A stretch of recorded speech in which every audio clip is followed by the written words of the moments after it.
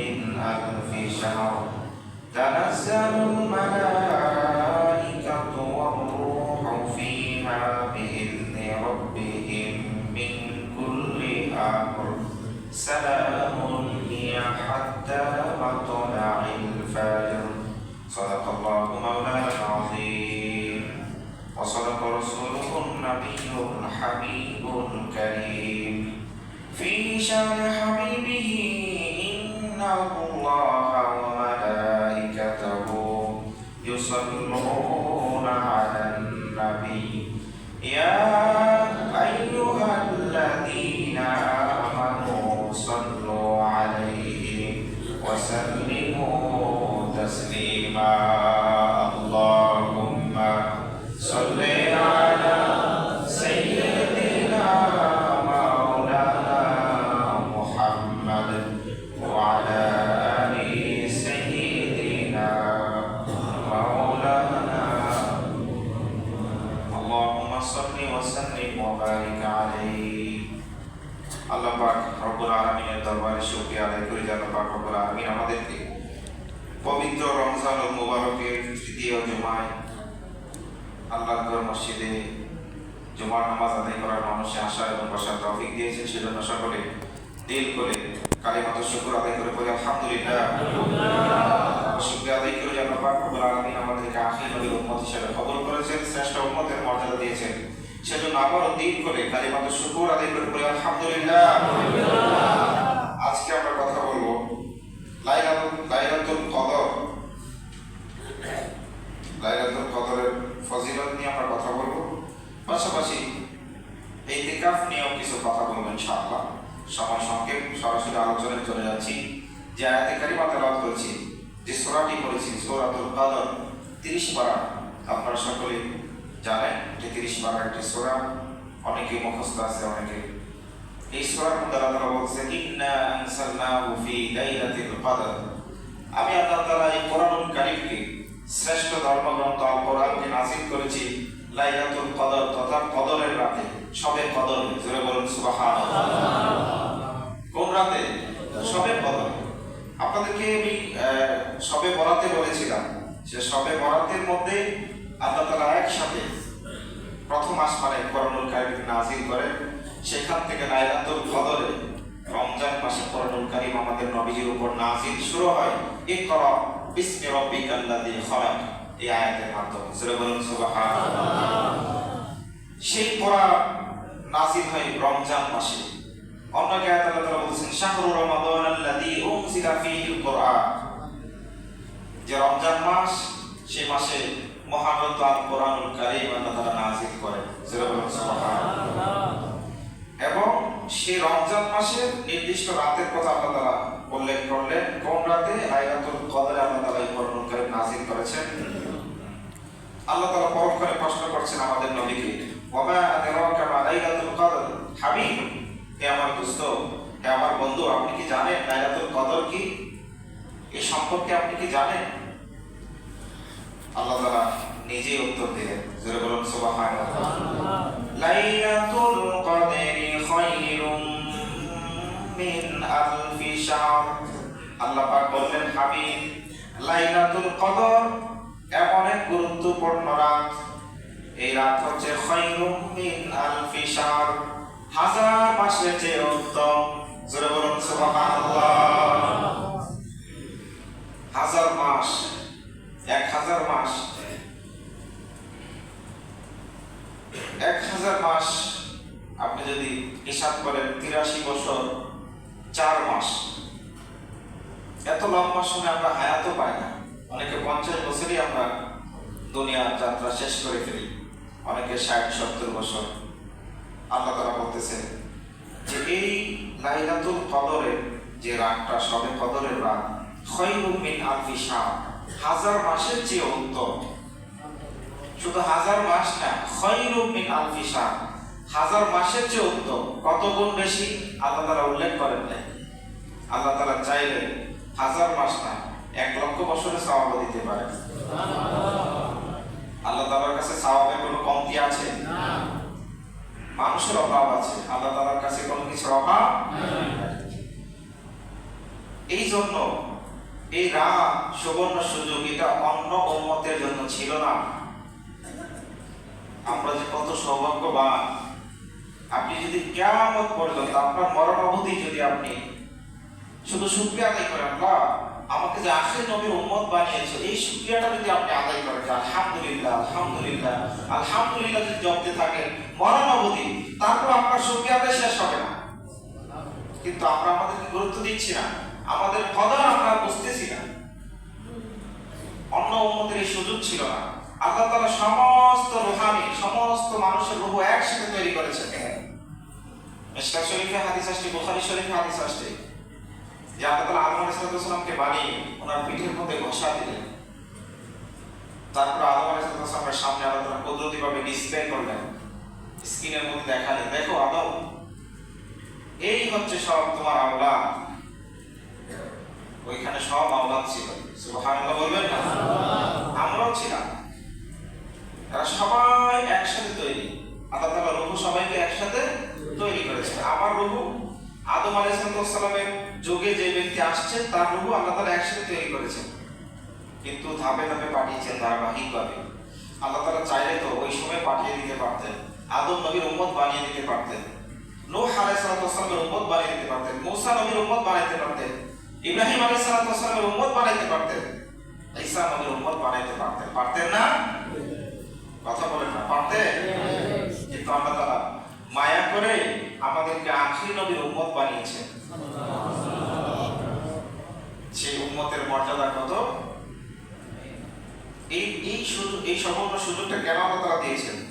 আল্লাহ তাআলা হাদিসের মধ্যে আসছে, মুয়াত্তা মালিকের হাদিস 5482 নম্বর হাদিস। আল্লাহ রাসূল বলেন, উরিয়া আমারুন নাস, আমাকে মানুষের বয়স দেখানো হলো। কবলাহু, আমার পূর্ববর্তী যত উম্মত ছিল তাদের প্রত্যেকের বয়স আমার সামনে প্রদর্শন করা হলো। ফাকান্নাহু তাকাসারা আমার উম্মাতাহু, আল্লাহ রাসূল দেখলেন যে এখানে সবচেয়ে কম হায়াত হচ্ছে আখির নবীর উম্মতের হায়াত। আর আল্লাহর নবী উম্মতের কোন দুঃখ দুর্দশা বা কোন ধরনের অসুবিধা যদি দেখতে আল্লাহ রাসূল সেটা বরদাস্ত করতেন না, মেনে নিতেন না, কোরআনুল কারীমের আয়াত পর্যন্ত গ্রহণ করেন। সুবহানাল্লাহ বলবেন না?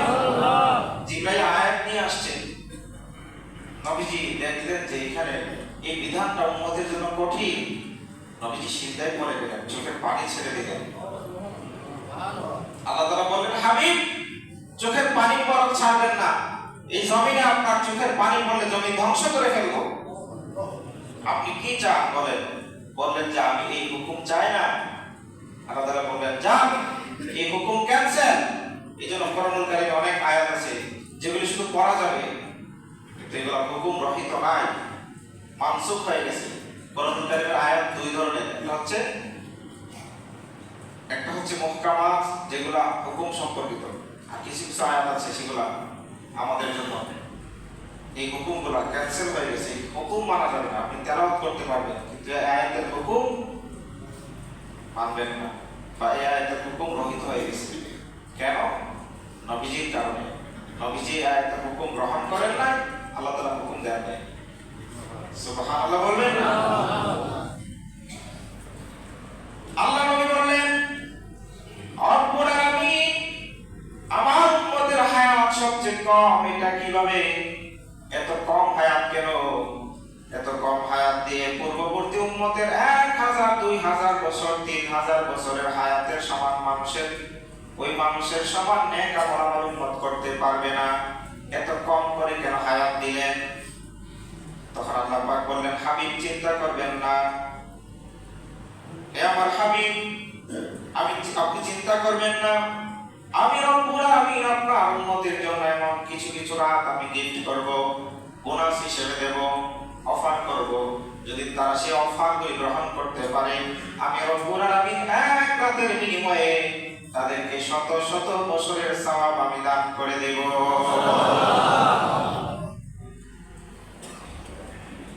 সুযোগ পাইলেন কার জন্য? নবীজির জন্য, আখির নবীর উম্মত হওয়ার কারণে।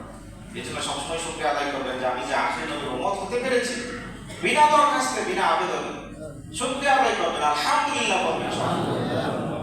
থাকেন আর আপনি দুঃখে থাকেন, সবসময় আলহামদুলিল্লাহ বলবেন। আল্লাহ পাক হাবিবকে অসন্তুষ্ট করলেন না, বললেন ইয়া রাসূলুল্লাহ ফাআতাহুল্লাহু লাইলাতাল কদরি খায়রাম মিন আলফি শাহর। আল্লাহ তাআলা এমন রাত দিলেন যেগুলি হাজার মাসের চেয়ে উত্তম। সেই লাইলাতুল কদর আমাদের সামনে সমাগত কখন? হাদিস শরীফের মধ্যে আসছে, মুসনাদ আহমদ শরীফের মধ্যে আসছে, হিয়া ফি শাহরি রমাদান, এটা হচ্ছে রমজান মাসে লাইলাতুল কদর। কোন মাসে? রমজান মাসে। ফিল আশরিল আওয়াখির, শেষ দশকের মধ্যে। কোন দশকে? শেষ দশকের মধ্যে।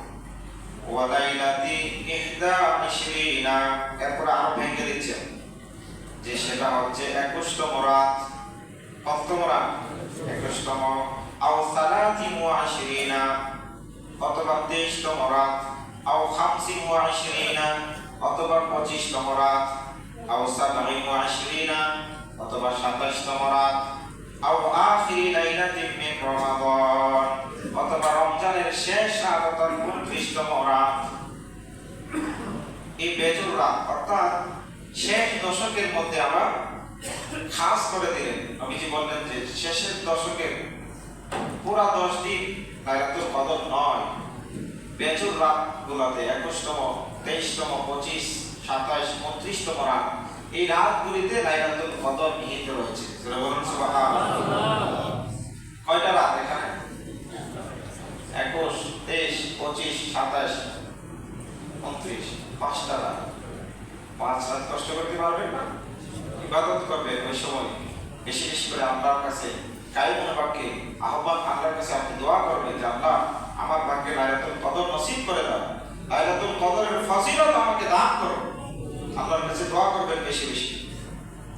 আর আমাদের ইমাম আবু হানিফা রাহমাতুল্লাহ আলাইহি বলেছেন সেই রাতের সম্ভাবনা বেশি 27তম রাত। যারা বলুন সুবহানাল্লাহ। কিভাবে?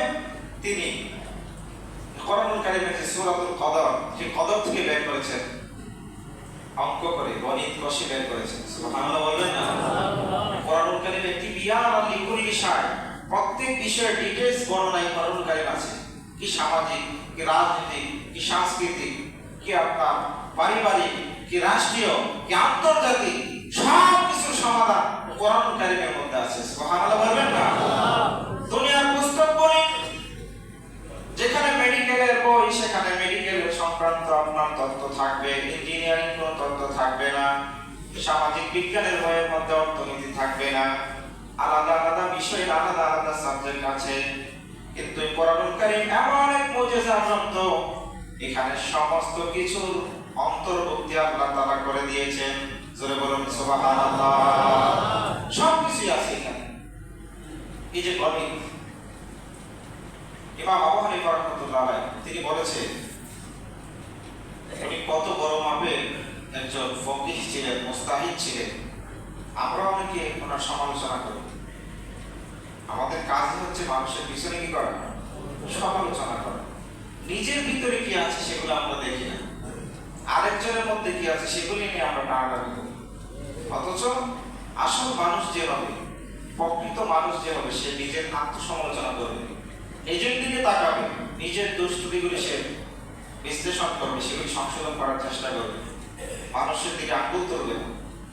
কারণ আপনি যখন মানুষের দিকে আঙ্গুল তোলেন, একটা আঙ্গুল থাকে মানুষের দিকে, বাকি 3টা আঙ্গুল আপনার দিকে থাকে। আপনি যখন কাউকে বলেন যে এই লোকটা খারাপ, বাকি 3টা আঙ্গুল বলতে থাকে সে খারাপ নয়, তুমি খারাপ। এই জন্য নিজেকে চিনেন। মান আরাফা নাফসাহু ফাকাদ আরাফা রাব্বাহু, যে ব্যক্তি নিজেকে চিনেছে সে রবকে চিনেছে। এই জন্য আমরা আরেকজনের গীবত না করি, পরনিন্দা না করি, সমালোচনা না করি, আত্মসমালোচনা করি, নিজের সমালোচনা করি। আল্লাহ তাআলা আমাদেরকে তৌফিক দান করুন। বলছিলাম ইমাম আবু হানিফা রাহমাতুল্লাহ আলাইহি কত বড় একজন পণ্ডিত ছিলেন। এই যে বুখারী শরীফ থেকে আমরা অনেক সময় দলিল দিয়ে আবু হানিফা রাহমাতুল্লাহ আলাইহির বিরুদ্ধাচরণ করি, ওনার বিরোধিতা করি। কিন্তু বুখারী রাহমাতুল্লাহ আলাইহি মুস্তাহিদ হওয়ার আগে শাফি মাযহাবের অনুসারী ছিলেন। কোন মাযহাবে?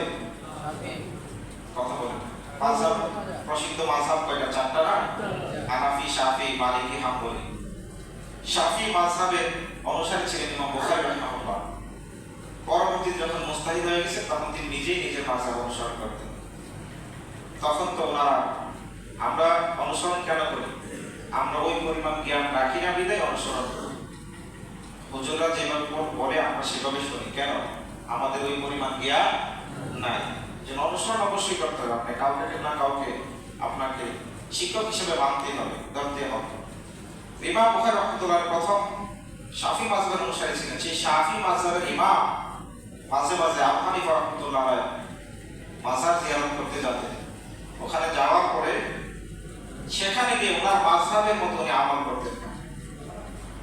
ওনার মাযহাবে হাত উপরে ধরতে হয়, কিন্তু আবু হানিফা রাহমাতুল্লাহ মাজার তথা কবর যখন জিয়ারত করতে যেতেন, ওখানে গিয়ে ওনার সম্মানে তিনি নাভির নিচে হাত ধরে নামাজ পড়তেন। সুবহানাল্লাহ, একসাথে বলবেন না? কেন? ওনার সম্মানে। এবং বলতেন, সবাই মানতেন ওনাকে যে উনি ফিকহের জগতের মধ্যে, ফিকহি জগতে উনি অতুলনীয়, সবার সেরা। সুবহানাল্লাহ। বুখারী রাহমাতুল্লাহ যাকে ইমাম মানতেন, সেও ওনার মাজার যখন জিয়ারত করতে যেতেন আবু হানিফা রাহমাতুল্লাহ, তখন সেখানে ওনার মাযহাব মতে নামাজ পড়তেন। এজন্য আমরা যেন সমালোচনা না করি। আবু হানিফা রাহমাতুল্লাহ বলেন, ইন্না আনজালনাহু ফি লাইলাতিল কদর। এই সূরার মধ্যে, সূরা কদরের মধ্যে লাইলাতুল কদর শব্দটা 3 বার আসছে। কয়বার? আর লাইলাতুল কদর এই শব্দটার ভিতরে লাইলাতুল কদর এখানে 9টা হরফ আছে। কয়টা? 9টা। 9টা হরফ কয়বার আসছে? 3 বার আসছে। 3 9 27। এজন্য তিনি বলেছেন যে 27 তারিখের সম্ভাবনাই বেশি। আরো অনেক হাদিস শরীফের মধ্যে এইভাবে 27 তারিখের কথা ইঙ্গিত আসছে। আবার কোন হাদিসে আসছে যে প্রত্যেক রমজানে শুধু নির্দিষ্ট দিনে থাকে না, এক এক রমজানে এক এক দিনে লাইলাতুল কদর হয়। কোন রমজানে 21, কোন রমজানে 23 তারিখে, কোন রমজানে 27 তারিখে, এরকম বর্ণনাও আসছে। তবে মোটা দাগে আমরা হানাফি মাযহাব যারা আমরা ফলো করি, আমরা 27 তারিখে একটু বেশি ইবাদত করি। বাকি রাতগুলোতেও কিন্তু আমরা 4 রাকাত করে নামাজ আদায় করে ফেলি। কারণ নবীজি বলেছেন, যে ব্যক্তি এই রাতে 2 রাকাত অন্ততপক্ষে নফল হিসাবে লাইলাতুল কদরের উদ্দেশ্যে 2 রাকাত নফল নামাজ আদায় করবে, তার ভাগ্যে লাইলাতুল কদর নসিব হয়ে যাবে। এই জন্য এই সুযোগ হাতছাড়া করবেন না। আমরা যদি এই রাতগুলিতে ইবাদতের মাধ্যমে কাটাই, এই রাতের গুরুত্ব অনেক বেশি। এই রাতে হাদিস শরীফের মধ্যে আসছে, বাইহাকী শরীফের হাদিস, আল্লাহ তাআলা জিবরাইল আলাইহিস সালামকে ফরমান দেন, অর্ডার করেন, ফায়াহবিতু ফি কাবকাবাতিন মিনাল মালায়েকা। তখন জিবরাইল আলাইহিস সালাম সবুজ পতাকাধারী একদল ফেরেশতাদের মধ্যে আসে।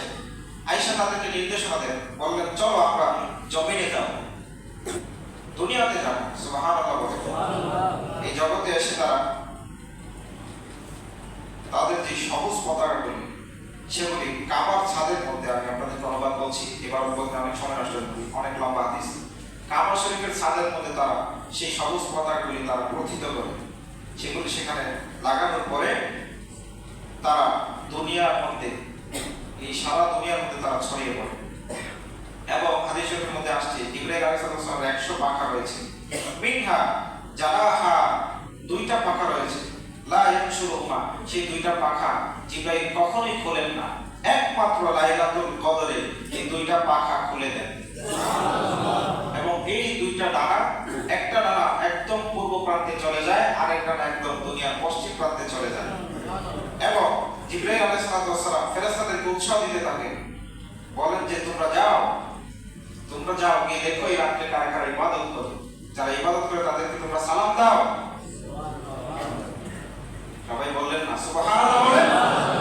ফেরেশতারা সালাম দেয় তাদেরকে যারা এই রাতে ইবাদত করে লাইলাতুল কদরে। আর এই নির্দেশনা কে দান করেন? জিবরাইল, সমস্ত ফেরেশতাদের সর্দার। তিনি ডাক দিয়ে বলেন, হে ফেরেশতারা, যাও যারা ইবাদত করছে দাঁড়িয়ে, যারা অন্যান্য আমল বন্দেগী করতেছে এই রাতে, তাদেরকে সালাম দাও। এরপরে বললেন যে তাদের সাথে মুসাফা করো। সুবহানাল্লাহ বলবেন।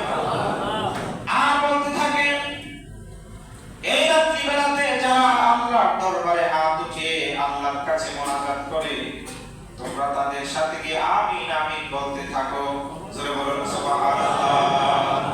ফেরেশতারা যখন আমিন বলে, আল্লাহ পাক রব্বুল আলামিন সেই দোয়া কবুল করে ফেলে। নিষ্পাপ, তাদের কোনো গুনাহ নাই। সে ফেরেশতারা যখন আমিন বলে আল্লাহ তাআলা সেই দোয়া খালি ফিরিয়ে দেন না, সেটা আল্লাহ তাআলা অ্যাকসেপ্ট করে ফেলেন। এই জন্য এরাতে বেশি বেশি দোয়া করতে হবে। এটা কতক্ষণ থাকে বলতেছে, হাত্তা, এই ফেরেশতারা কতক্ষণ আমিন আমিন বলতে থাকে, হাত্তা ইয়াতলা আল ফাজর, সুবহে সাদিক পর্যন্ত। এই জন্য এই রাত যেন আমরা বেশি বেশি ইবাদত বন্দেগীর মাধ্যমে কাটাই। এরপর অনেক হাদিসের মধ্যে আসতেছে, হযরত আয়েশা সিদ্দিকা রাদিয়াল্লাহু তাআলা আনহা আম্মাজান তিনি বলেন, আন্নাহা ক্বালাত কুলতু ইয়া রাসূলুল্লাহ সাল্লাল্লাহু আলাইহি ওয়া সাল্লাম আরাআইতা আনা আলিমতু লাইলাতাল কদরি মা আকুলু ফিহা, ইয়া রাসূলুল্লাহ, যদি আমি লাইলাতুল কদর পেয়ে যাই আর যদি আমি বুঝতে পারি এই রাতটা লাইলাতুল কদর, তাহলে আমি কি বলবো, কি পড়তে পারি? আল্লাহর রাসূল বলেন, ক্বালা কুলি, তুমি বলো, আল্লাহুম্মা ইন্নাকা আফুউন তুহিব্বুল আফওয়া ফা'ফু আন্নী। তুমি বলতে থাকো, আল্লাহুম্মা ইন্নাকা আফুউন তুহিব্বুল আফওয়া ফা'ফু আন্নী। এর অর্থ হচ্ছে, আল্লাহ তুমি ক্ষমাশীল, তুমি ক্ষমা করতে পছন্দ করো, সুতরাং আমাকে ক্ষমা করে দাও। কত সুন্দর দোয়া নবীজি শিক্ষা দিয়েছেন। হে আল্লাহ, তুমি ক্ষমাশীল, তুমি গফফার, এবং তুমি ক্ষমা করতে পছন্দ করো, সুতরাং আমাকে ক্ষমা করে দাও। ক্ষমা করা আল্লাহ তাআলার গুণ, এবং আল্লাহ তাআলা চান বান্দাকে ক্ষমা করে দেওয়ার জন্য। হাদিস শরীফের মধ্যে আসছে, যখন কোনো পাপী বান্দা আল্লাহর কাছে যখন তওবা করে, ক্ষমা চায়, আল্লাহ তাআলা এতই খুশি হন। একটা মানুষ হারানো বস্তু ফিরে পেলে যেভাবে খুশি হয়, আপনি আসতেছেন বাসে করে, পকেটের মধ্যে আইফোন ছিল, হারিয়ে ফেলছেন, কেমন লাগবে? ভালো লাগবে না খারাপ? মনে কষ্ট আছে না নাই? আসার পরে আপনি যখন মেডিকেল এখানে আসলেন, মসজিদের সামনে কথা কথা উদাহরণ, এক লোক এসে বললো, ভাই ধরেন আপনার মোবাইলটা, তখন কেমন লাগবে? অনেক খুশি না? আল্লাহ তাআলা বলেন, যখন হারানো বস্তু, কোনো মূল্যবান বস্তু কেউ হারিয়ে ফেলে, সেটা যখন রিটার্ন সে ফেরত পায়, সে যেমন খুশি হয়, আমি আল্লাহ তাআলা কোনো পাপী বান্দা যখন আমার কাছে ফিরে আসে, আমার কাছে ক্ষমা চায়, আমি আল্লাহ তাআলা ওই রকম খুশি হয়। সুতরাং এই দোয়াটা করবেন বেশি বেশি। আমার সাথে কয়েকবার আপনারা আবৃত্তি করেন, আল্লাহুম্মা ইন্নাকা আফুউন তুহিব্বুল আফওয়া ফা'ফু আন্নী। আল্লাহুম্মা ইন্নাকা আফুউন তুহিব্বুল আফওয়া ফা'ফু আন্নী। আবারও বলেন, আল্লাহুম্মা ইন্নাকা আফুউন তুহিব্বুল আফওয়া ফা'ফু আন্নী। এই দোয়াটা বেশি বেশি পড়বেন। আরেকটি বিষয় সংক্ষেপে বলে শেষ করে দিচ্ছি, সময় শেষ। সেটা হচ্ছে ইতিকাফ। এই শেষ দশকে নবীজি ইতিকাফ করতেন। এটা সুন্নতে মুআক্কাদা, সুন্নতে মুআক্কাদা কিফায়া। এটা হচ্ছে সমস্ত মহল্লা থেকে একজন হলেও মসজিদের মধ্যে ইতিকাফ করতে হবে। আর যদি একজন আদায় করে, সবার পক্ষ থেকে আদায় হয়ে যাবে। আর যদি কেউ আদায় না করে, তাহলে সবাই গুনাহগার হবে। এজন্য এটা হচ্ছে ফতোয়া। আর ইতিকাফের অনেক গুরুত্ব রয়েছে। আমাদের মসজিদে আলহামদুলিল্লাহ এবার গতবারের চেয়ে বেশি মানুষ ইতিকাফ করে, আলহামদুলিল্লাহ। অনেকে বলতেছে, বেশ কয়েকজন আমার কাছে বলছে, হুজুর আপনার আমি ইতিকাফ করব।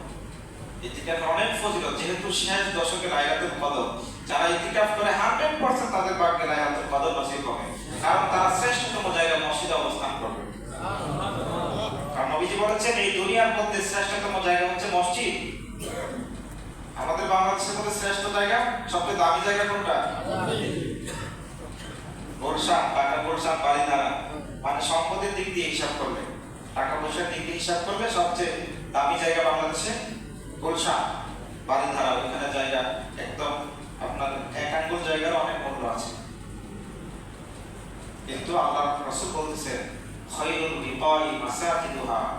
পৃথিবীর মধ্যে শুধু বাংলাদেশ না, বাংলাদেশ তো একটা ডিব্বার মধ্যে ছোট একটা দেশ, যে দেশের মানচিত্রের মধ্যে বাংলাদেশ লেখাটা অর্ধেক লেখা যায়, ইন্ডিয়ার ভিতরে গিয়ে ঢুকে যায়, ঠিক না?